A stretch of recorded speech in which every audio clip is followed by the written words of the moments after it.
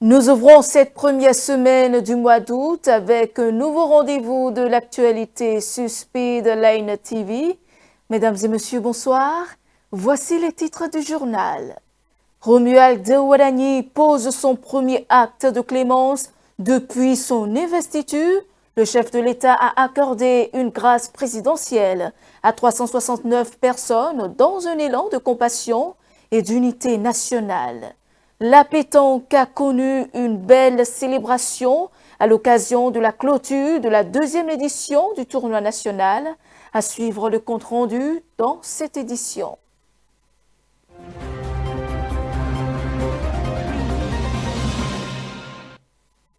Le sourire est de retour sur les visages de nombreuses personnes condamnées et de leur famille à l'occasion de la célébration de la fête nationale. Le président de la République, Romuald Wadani, a exercé son droit de grâce constitutionnel en faveur de 369 personnes condamnées. Il s'agit de la première mesure de clémence prise depuis son investiture le 24 mai 2026, suivant le compte-rendu.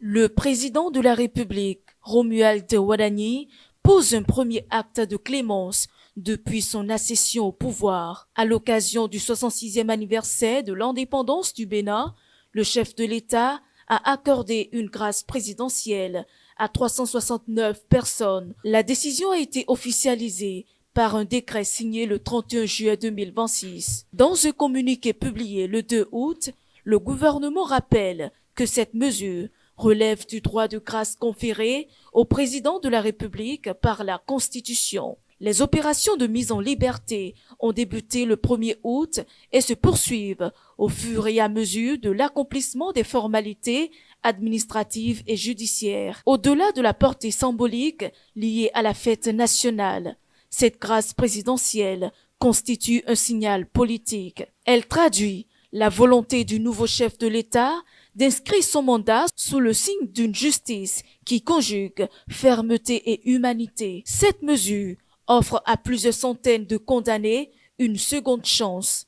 Premier geste de ce type depuis son investiture, le 24 mai 2026, cette décision pourrait également être interprétée comme un message en faveur d'une gouvernance attachée aux valeurs de compassion tout en restant fidèle au respect de l'état de droit.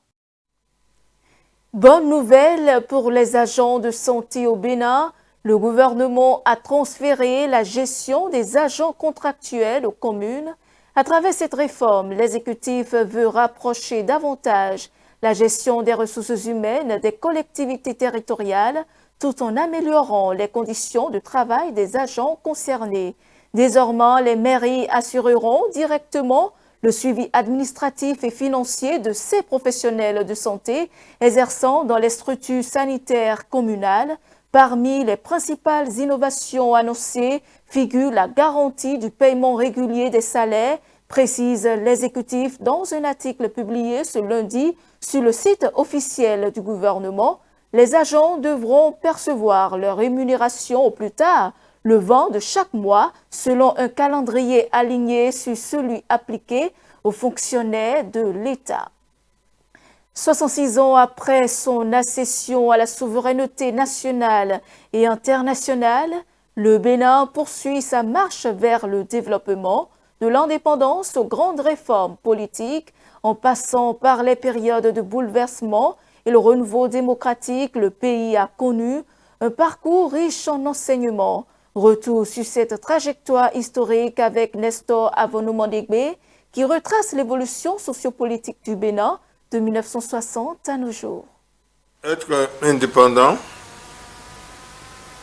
sur le plan politique, c'est de ne plus dépendre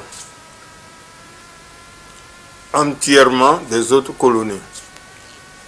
Je parle en l'occurrence de la France. Vous savez aujourd'hui comment les choses évoluent. Nous prenons en charge nous-mêmes. Sur le plan économique, nous avons des réformes, assez de réformes aujourd'hui, qui témoignent quand même de l'indépendance économique malgré que le vocabulaire de tous les jours sortent, le panier de la ménagère, il faut reconnaître quand même que le gouvernement a instauré des réformes qui vont directement au profit de la grande masse. Je parle en l'occurrence des réductions au niveau des coûts de la douane.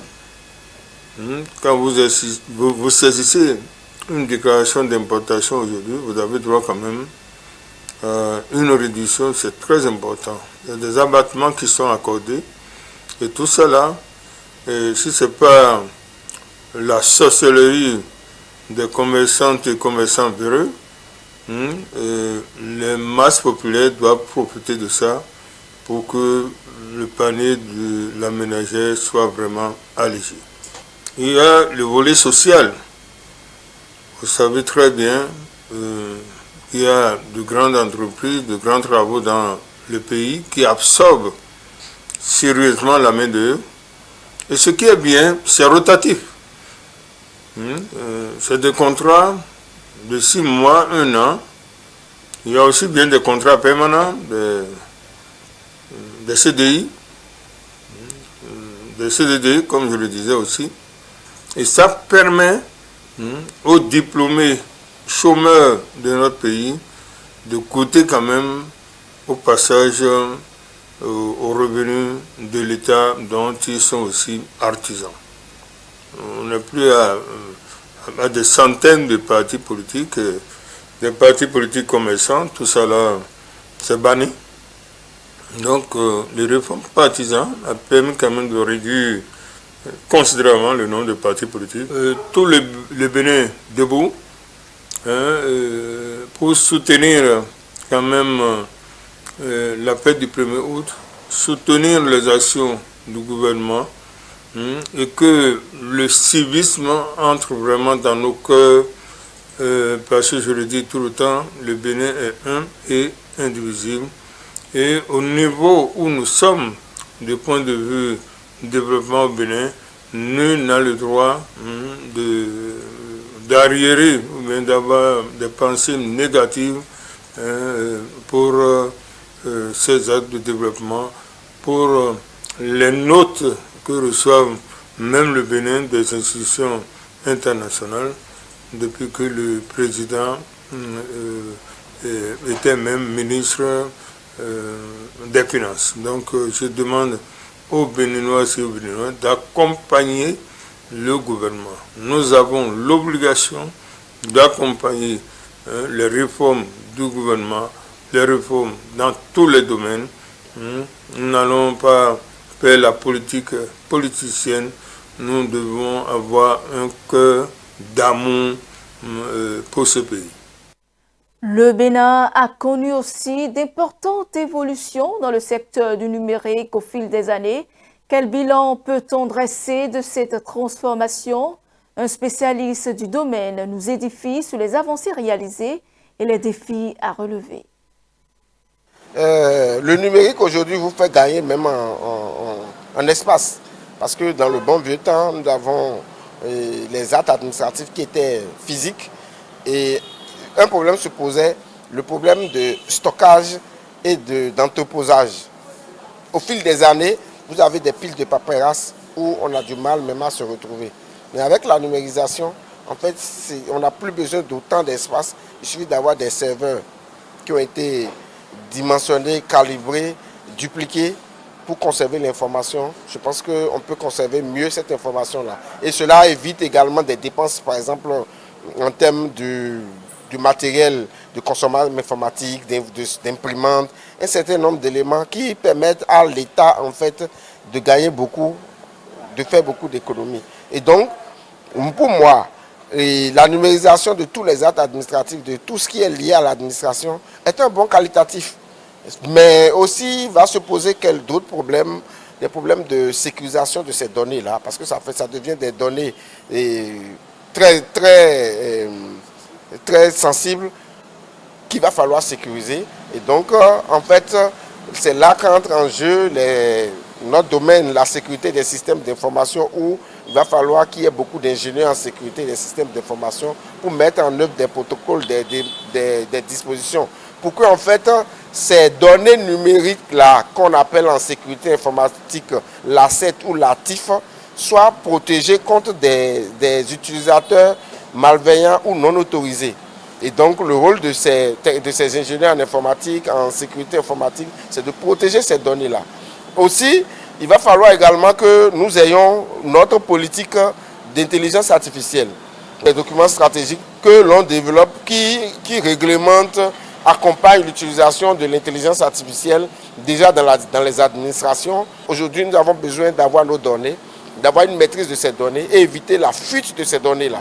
Parce qu'en fait, c'est les données. Lorsque, par exemple, vous utilisez un document sur ChatGPT ou un technicien va vérifier un code sur ChatGPT, derrière, ceux qui ont conçu ChatGPT peuvent récupérer ce code-là et en faire leur propriété et ce qu'on appelle en intelligence économique, récupérer ces informations-là à leur actif. Et si c'est pour une entreprise, l'entreprise est morte. Et ça a été, beaucoup de grandes entreprises ont été victimes comme Samsung, pour ne citer que ceux-là. Aussi, partout où vous mettez vos noms, prénoms et toutes vos informations, c'est des données qu'on appelle des données à caractère personnel. Et nous avons besoin également, et dans ces actes administratifs, nous avons beaucoup d'informations qui sont des données à caractère personnel qui doivent être réglementées, et déjà dans le cadre juridique, mais également de façon technique, qui doivent être protégées pour qu'il n'y ait pas de fuite. Et que, je prends un exemple tout banal, que les informations personnelles d'un patient ou d'un ministre ou d'un député ne se retrouvent malheureusement à l'extérieur. Ou bien on a des informations sensibles sur une haute autorité qu'on peut cibler, qu'on peut poursuivre, qu'on peut même éliminer ou bien même faire chanter. Donc vous voyez, le saut vers le numérique est très agréable et très utile pour l'Afrique, mais nous avons besoin également de prendre des garde-fous pour éviter des dérives que nous ne pourrons pas arrêter. Surtout déjà avec l'intelligence artificielle qui se retrouve même dans les administrations où même les administratifs savent utiliser les IA pour rédiger leurs documents administratifs. Il va falloir réglementer ces cadres-là et mettre des balises. Mais dans l'ensemble, nous faisons confiance à cette équipe qui est une équipe de jeunes, dynamiques, travailleurs et calmes. Et surtout, nous pouvons voir avec le président des actions qui ont été faites en l'endroit de l'AES, les visites diplomatiques.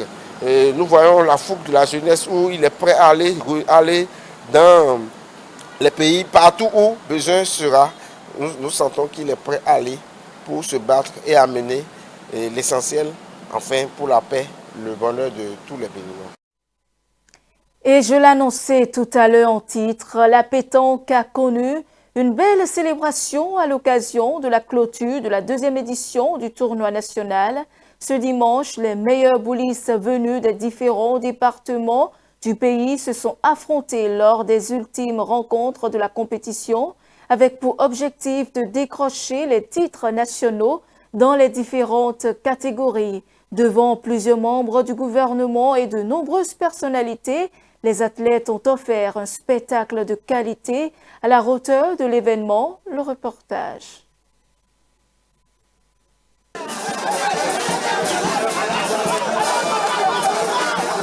Pendant 2 jours, Cotonou a vécu au rythme des lancers de boules.